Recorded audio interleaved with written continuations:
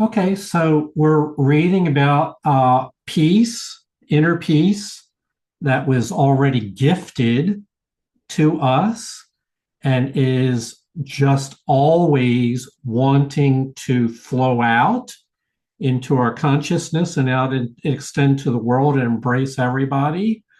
And of course, there are these obstacles that's in our thinking that have to be removed. So as we finish up chapter 19, we'll be covering obstacle number 4, which in terms of labels, there are many different ways you can describe these obstacles, but obstacle number 4, using the theme of each of these, the ego is attracted to each of these things. This would be the big one. This would be the final one. It's larger in the visual representation here for a reason. It's called the attraction to fear, and it involves many other things as well.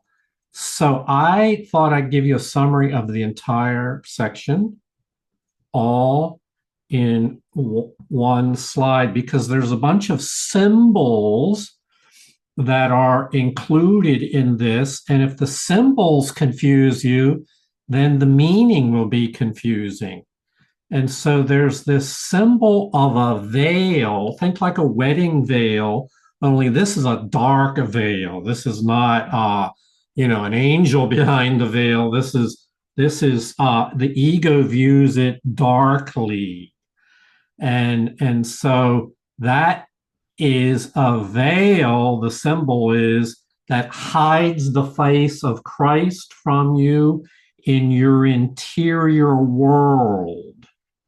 So as you turn within, the ego raises this dark veil across the idea of Christ.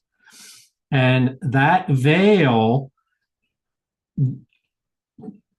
turns things upside down and makes the union of God and Christ, where they are one, makes that seem fearful. This is an upside down. This is what the veil does. It's not the truth, but it's the appearance. And so the veil represents an act of separation from God, and in fact, represents an act of separation between God and yourself.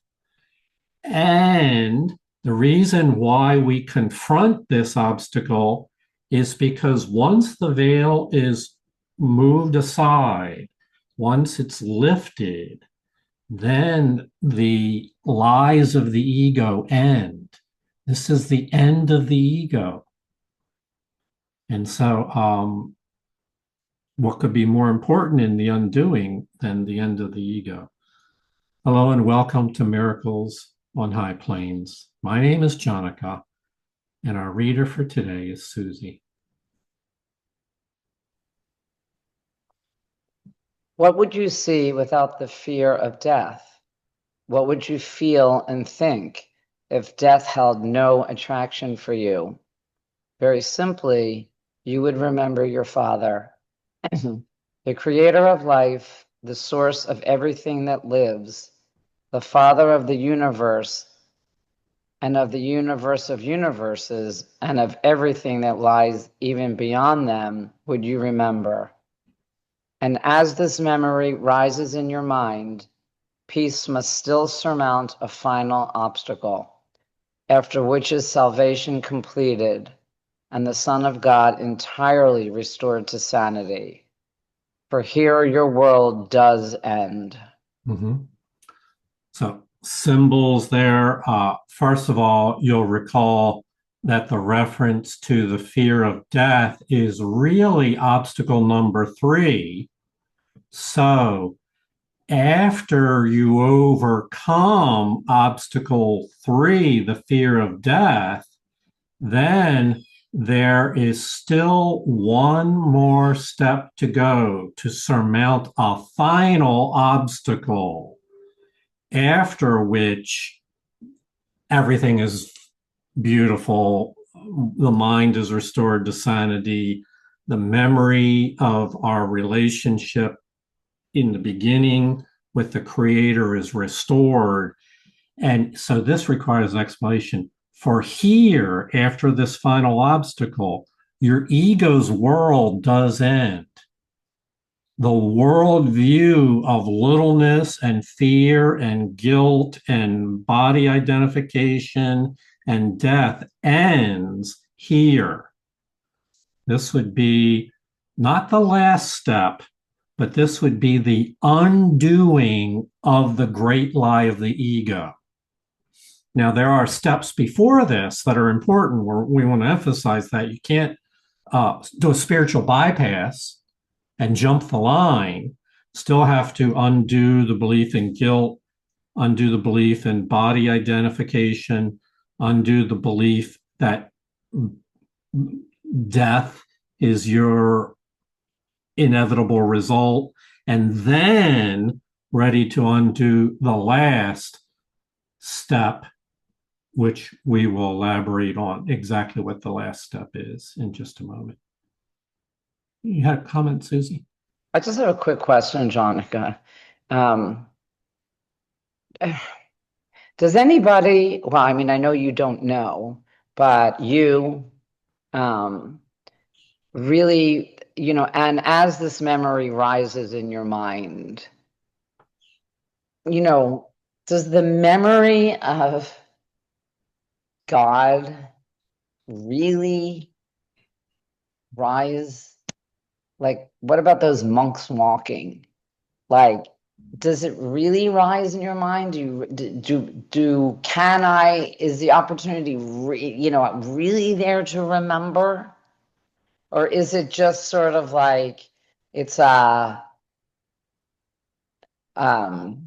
feeling like I get it.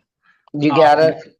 So the word that will be helpful, Susie, is to think of it in terms of a union of your mind with the mind of the Creator, meaning there's no fear nor no shadows of guilt, and your mind and the mind of the Creator blend to the point where you can say, I and my Father are one.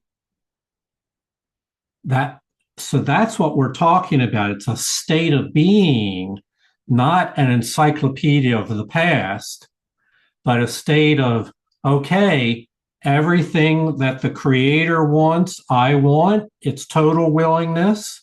It's no separation between the nature and the will and the thoughts of the Creator and your own. So all sense of separation is over at that point. And I can't comment on others, but that's the state that we are promised here. It is our destiny. The Creator created us to be at one with the Creator, not to feel distanced from Him. So this is really a restoration of the original plan, the original state. Okay, so I want to go on and we'll cover this symbol. What does this obstacle look like, Susie? The fourth obstacle is to be surmounted, like a heavy veil before the face of Christ.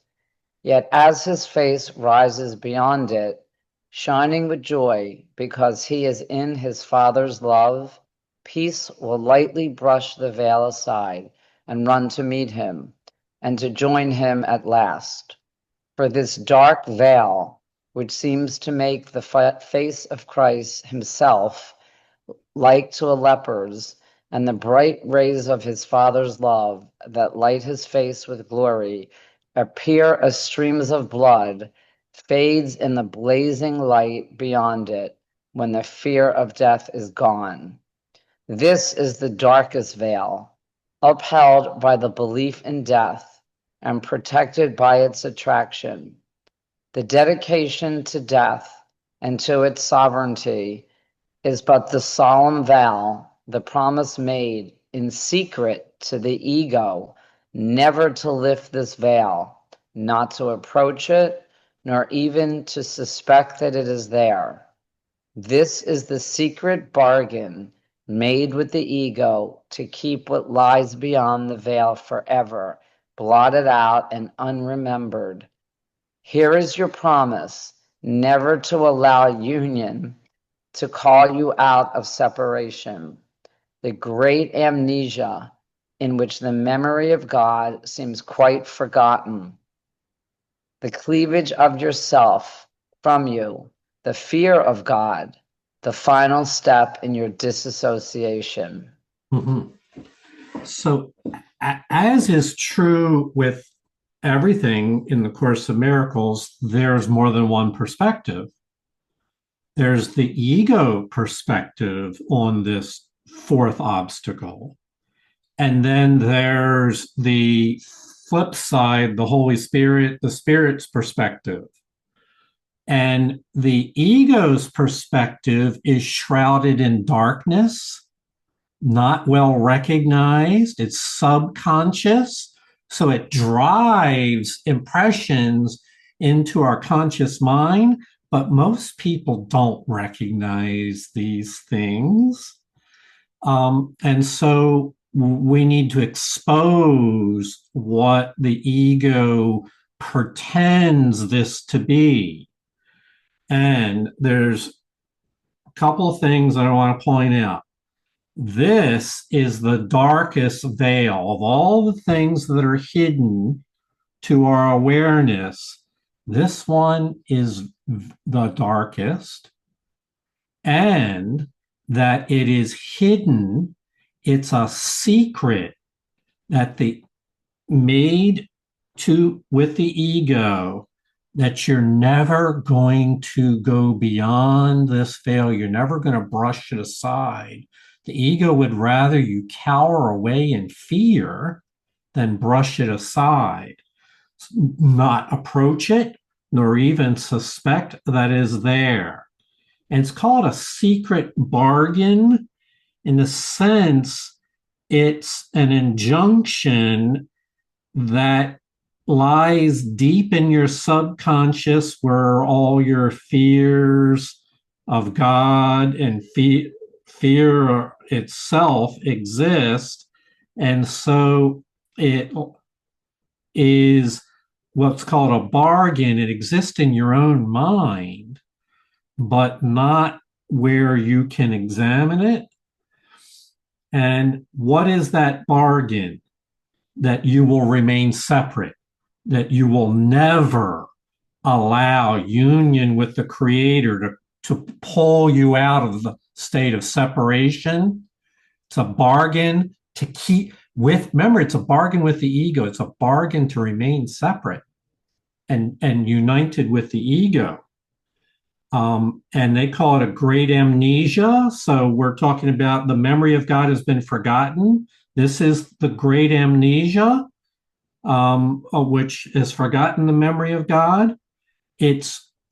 Let's describe it in other words. This is the cleavage of your true self from your false pretended ego self.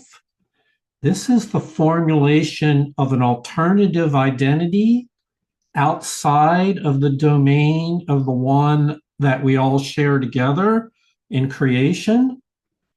And it's referred to as the final step in your dissociation from the Creator. So, existentially speaking, in terms of matters that prevail for all of us, nothing could be bigger than this. In terms of errors, and that's reaffirmed throughout the Course. Now, let's circle back up to the top and understand a little bit more about the symbols. They call it a veil. And so from the ego's point of view, you're looking at this dark veil, and on the other side of it is very frightening to the ego. And so it doesn't, as we said before, it's promised never to lift that veil because it's so frightening what you might see. You're better off to not even suspect that it's there. Now, to the Holy Spirit, on the other side of the veil is your state of union with the Creator as represented and symbolized in the divine Christ. It's a symbol of one who is united with the Creator and is already in the state in which you belong, united with the Creator. And so that needs, in order for the ego to continue to exist, so that you will not reclaim your divine inheritance, that needs to be veiled. And that's the whole symbolism right there. They're going to say more about it. But I will point out two subtle points here. There are other veils that come before this veil. This is the darkest of them all. For, as we said, it's the final obstacle. And so it needs to be heavier than all the rest. And one more thing that's not really said in the words here, and that is that this veil has implications in our world, that it causes people to feel as though Christ is a threat or is somehow alien or doesn't have your best interest in mind. It's intended to keep you separated so that you will never recognize the Christ within you. Okay, so with what we've just said, we've exposed how the ego portrays all this. See how the belief in death would seem to save you? For if this were gone, what could you fear but life? It is the attraction of death that makes life seem to be ugly, cruel, and tyrannical. You are no more afraid of death than of the ego. These are your chosen friends, for in your secret alliance with them, you have agreed never to let the fear of God be lifted, so you could look upon the face of Christ and join him in his Father. Mm-hmm. So remember, obstacle number 3 is the fear of death. These two work together, obstacle 3 and 4, and so to speak, the ego would have you stop at obstacle 3, which is the fear of death, and never move to the next stage where you're confronting the final obstacle. It's called the double shield of the ego. It does it all the time.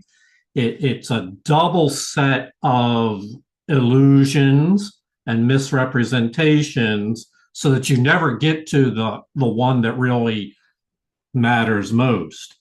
And so the attraction of death is where the ego would have you halt your journey in removing the obstacles to peace. And we spoke about that before. And that has widespread, it's the attraction of death is promoted all over our world in many ways. And all you have to do is pay attention to how quick the idea of death or the threat of death or anxiety about death arises in any novel, movie, song, story.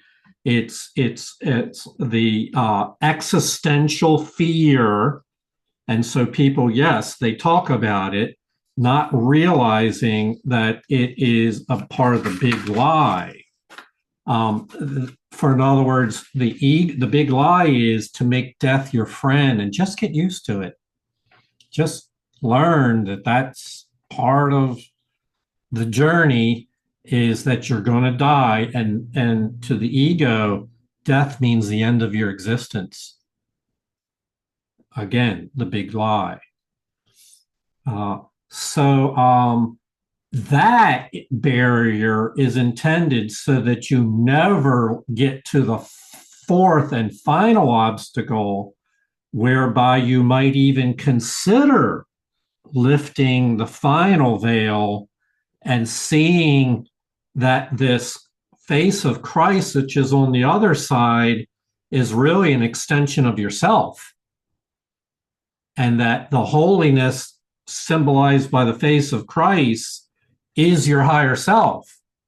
The ego just cannot have you entertain that, for that's the end of the ego.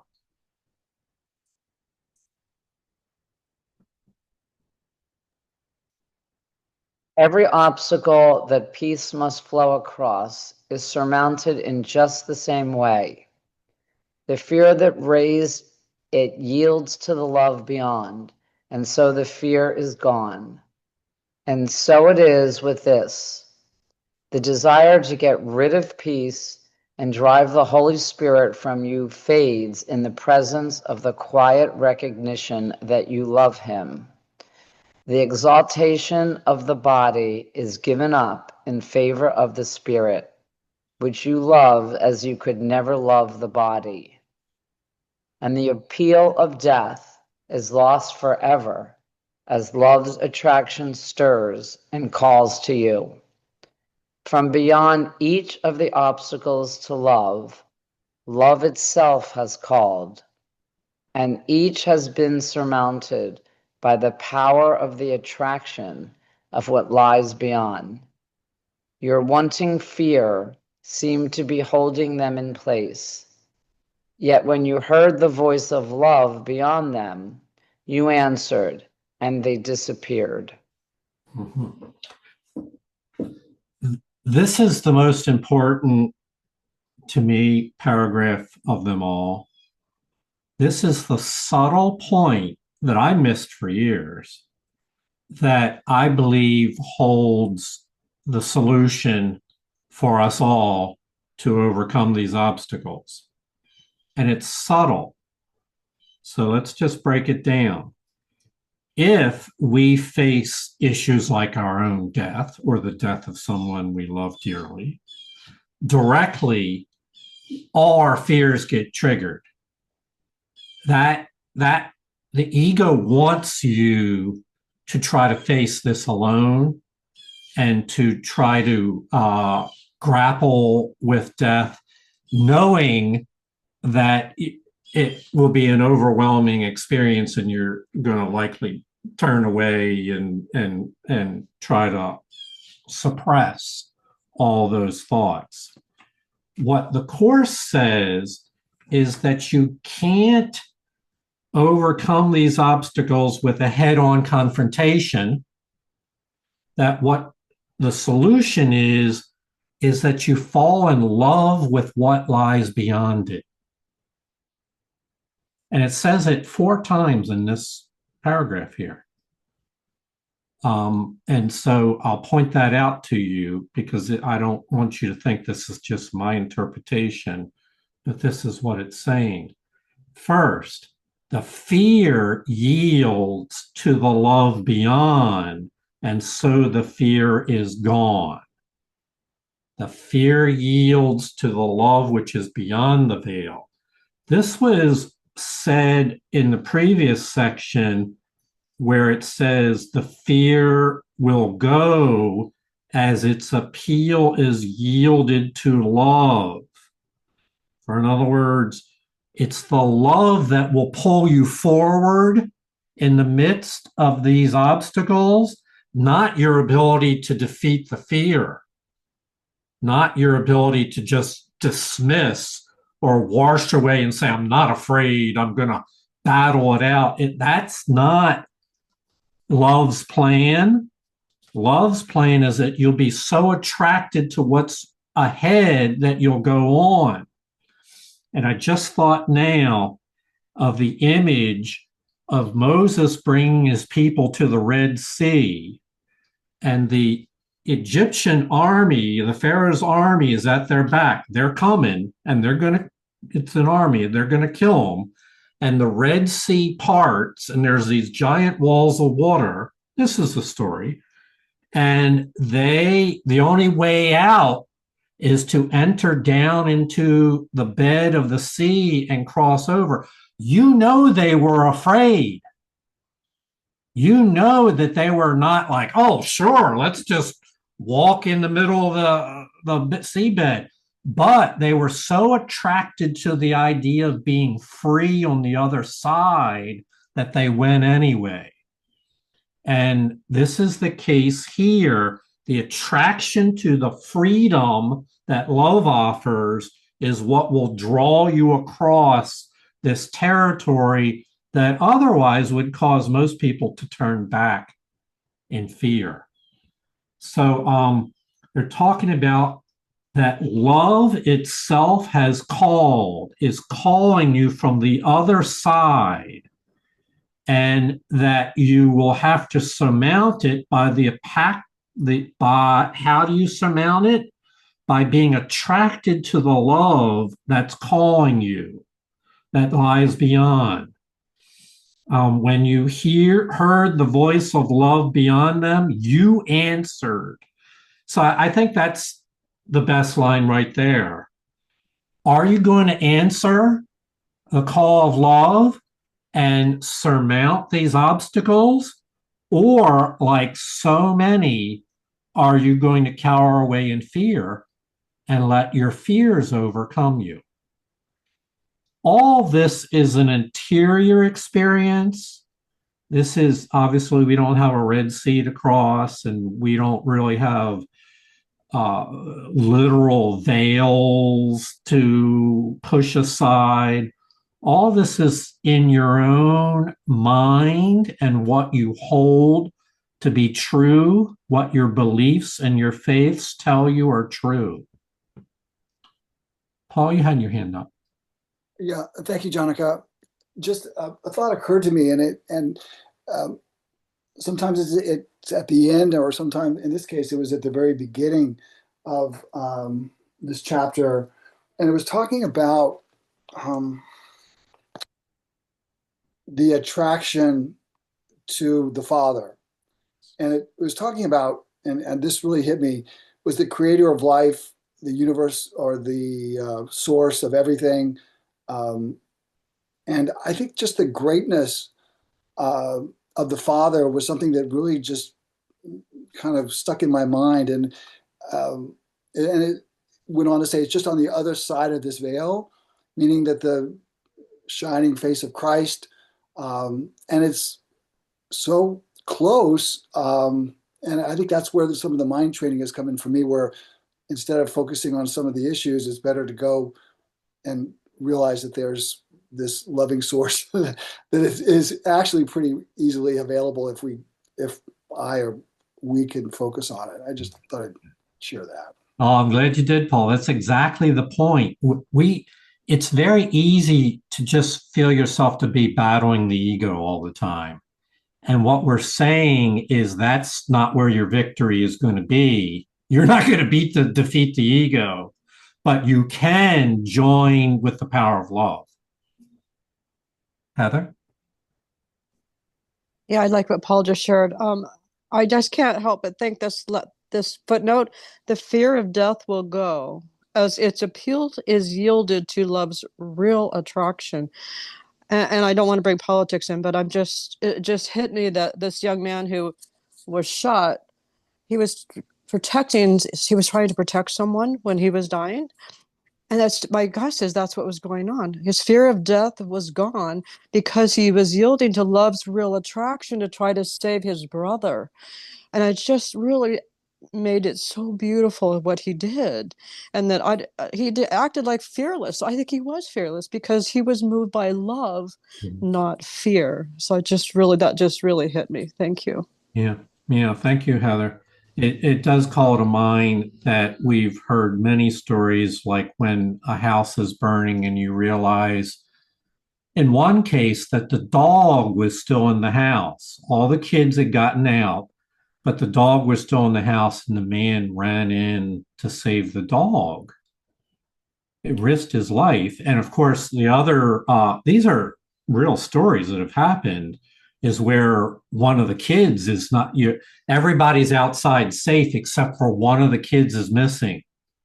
And the father runs in the house, not because he's not afraid, but because he surmounts his fear by the power of love. Susie? I just wanted to comment, sort of like, Heather, that was amazing, but kind of what Paul was saying, that, in the prior paragraph, it talks about, keeping it a secret and the ego's, the ego's ploy and all that. And because of the course, I get to understand this now, and I get to know that there is an option for me, that I can recognize the fear of death and the fear of God and all of that, and understand, oh, that's what's going on. But I do get to choose if I want to join with the Holy Spirit. So that's an unbelievable, unbelievable of the course, that it allows me to, to be able to think differently and to ask the Holy Spirit for help. So, no matter, even if the thoughts keep coming back, I know the Holy Spirit is there, and I just keep going and trying again and hearing my thoughts, and it's amazing. So I just wanted to express my gratitude for that and for the course. Thank you. Glad you did, Susie. Ultimately, the course is about reclaiming your will to make those choices and not passively just take things the way they've always been and, so to speak, resign yourself to not living your best life, but instead to realize that you have to get up and make a choice. It's in your ability to choose again. And that's a message that everybody can benefit from.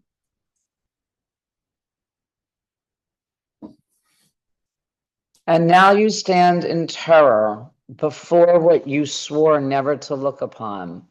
Your eyes look down, remembering your promise to your friends, the loveliness of sin, the delicate appeal of guilt, the holy waxen image of death, and the fear of vengeance of the ego you swore in blood not to desert. All rise and bid you not to raise your eyes, for you realize that if you look on this and let the veil be lifted, they will be gone forever. And all of your friends, your protectors, and your home will vanish. Nothing that you remember now will you remember. Mm-hmm.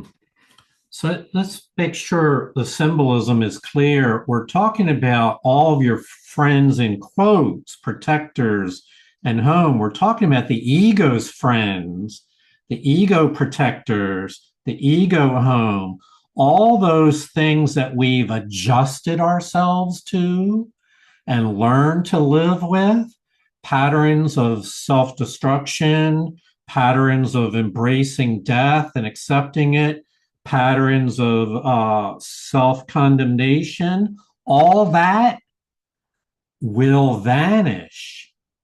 The life that you knew according to the ego's guidance is going to be over with this.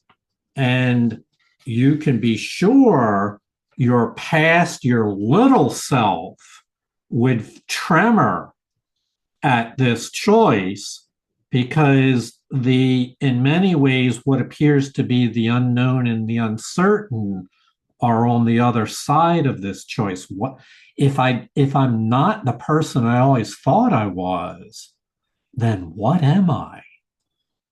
This is why it's a psychological, spiritual, emotional, social, and physical question. Everything is called into question.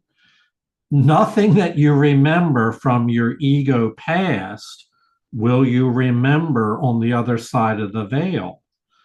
For the only memories you take forward with you are those in which love has taught you.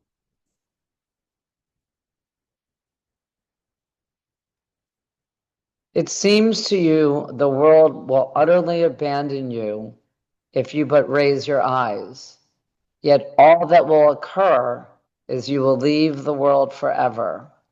This is the re-establishment of your will. Look upon it open-eyed, and you will never more believe that you are at the mercy of things beyond you, forces you cannot control, and thoughts that come to you against your will. It is your will to look on this. No mad desire, no trivial impulse to forget again, no stab of fear, nor the cold sweat of seeming death can stand against your will. For what attracts you from beyond the veil is also deep within you, unseparated from it and completely one. Yeah, that last line we really have to take to heart. Whatever it is on the other side of the veil, whatever words we use to describe it, and whatever concept may be in your mind, what it is already a deep, it's the light, divine light within you. It's your true and eternal self, which is unseparated from all creation and is completely one with all of creation. You're really coming back home. On the other side of the veil is you're returning home. And that means that the world as it was structured in your thoughts by ego and time and space, that world will end forever. Now, the Course does not say the planet comes to an end and all life is over on planet Earth. It says the world as it's structured in your mind no longer has any meaning for judging your brother, being guilty, holding grievances, living in fear, condemning yourself and others. None of that has any meaning anymore once you return to a state of oneness with your true self. So in that sense, you leave the world view forever. And what takes its place? This is one of the things that's not so clear in other spiritual paths that I'm familiar with. They talk about undoing the ego, but it's not clear what's on the other side. The Course is very clear. Is on the other side, your free will, the will you share with the Creator and all creation, is once again reestablished as what it was meant to be, your will. It's your will in union with the will of all creation. I would love to triple underscore that statement. The Course teaches the reestablishment of your will. And that is very hopeful. That means that the best, your highest self is once again renewed. Some people call this born again. This is starting back where we began in union with the Creator. It's already deep within you, but in this state, it will be manifest in your conscious mind. It says that you no longer will engage in thoughts that come to you against your will. And so this is also, as you know, why we practice mind training, so that we can hold that consciousness in our mind and not back away or forget or vacillate from it. We train our mind so that our mind is in the habit of being a blessing, of being helpful, of looking for opportunities for forgiveness to prevail. Heather? I love that line too that you pointed out, thoughts that come to you against your will. And it reminded me of the last part of the book where it talks about, if you need a thought, I will give it to you. If you need a word, I will give it to you. If you need but a tranquil, open mind, I will give that to you. And that's the promise of my higher self. When I'm in accord with that, that's what comes instead. And I don't have to be thinking ahead of time and overthinking everything to make sure that I cover all the bases, because what I need when I'm at the reestablishment of my higher will, those thoughts will be there. They'll come. Indeed, they will. And as Heather shared, that's found at the end of the workbook, not at the beginning, but at the end, after we've trained our mind and made these choices and have become free once again. Okay, so that's the end of the first half of this section. We're going to read one more paragraph that begins the second half, but we're not going to do all the second half today. I'm going to do a summary in a minute of what we've already reviewed. The lifting of the veil. Forget not that you came this far together, you and your brother, and it was surely not the ego that led you here. No obstacle to peace can be surmounted through its help. It does not open its secrets and bid you look on them and go beyond them. It would not have you see its weakness and then learn it has no power to keep you from the truth. The guide who brought you here remains with you, and when you raise your eyes, you will be ready to look on terror with no fear at all. But first, lift up your eyes and look on your brother in innocence born of complete forgiveness of his illusions, and through the eyes of faith that sees them not. Mm-hmm. So in the second half of this, it tells us exactly how this is done, how we lift the veil and look on the face of Christ. We'll cover that in our next session.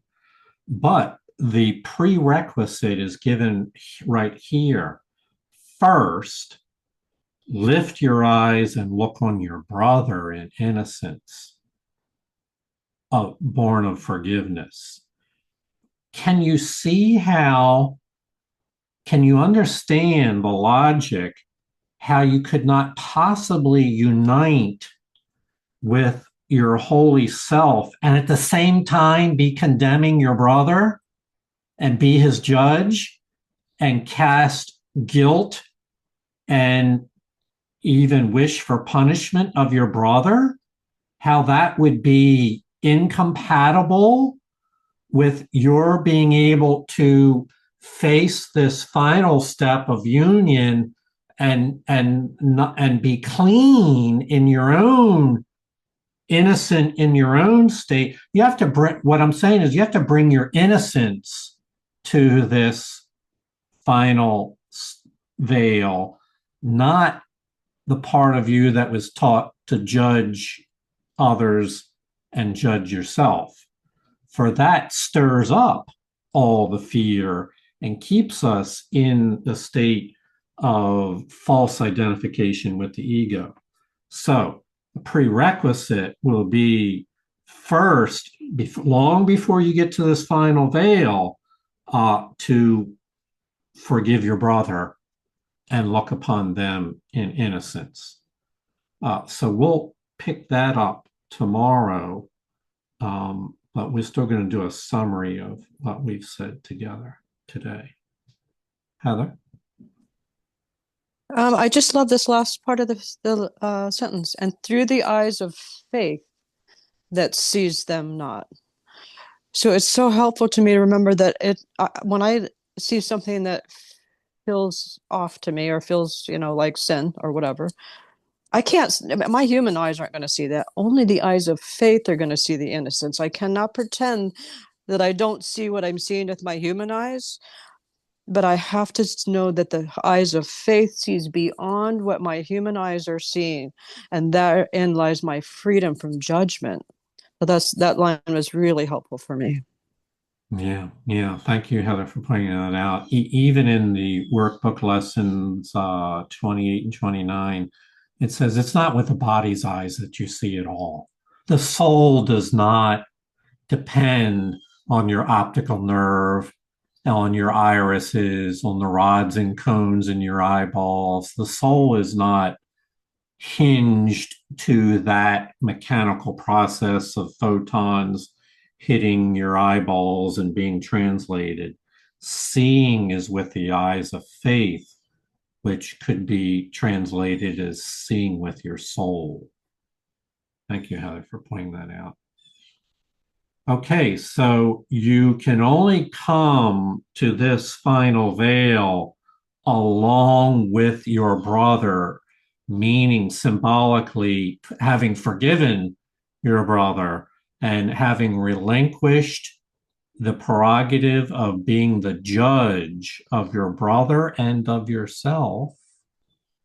Then we are ready to bring our innocence to this final state. So in summary, we will disappear together into the presence beyond the veil, not separately and alone, but hand in hand, not physically, but in terms of our heart and soul, we would have made room for others and no longer viewed ourselves as antagonistic towards others. There was something that I was able to generate with the help of AI that I really like this one. What can I say? It's easy to generate these things, but not all of them are so outstanding that I would care to share them. This one speaks to me.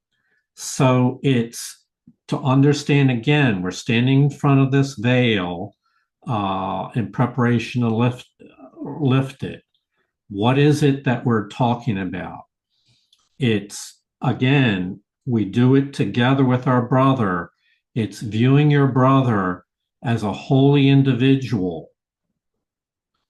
It's recognizing that the way you look on others determines how this gift appears to you. This is a gift that you're being given, but your ability to see it clearly hinges entirely in the domain of relationships, the way you look on others, meaning the way you interact with others. And it's a state of using your faith at its highest level. Remember, to love what's beyond the veil requires your trust and faith that on the other side of the veil is not what the ego told you, something to be frightened of, but by faith, we trust in the love that stands on the other side of the veil. So it's an active form of faith. And this quote at the bottom is my favorite. It's the reason why I constructed this. Into the hands that give the gift of forgiveness, that gift is given. Those, as you give the gift of forgiveness, you receive the gift of forgiveness. For we know that giving and receiving are one in truth. For we know the Holy Spirit teaches to have, give all to all.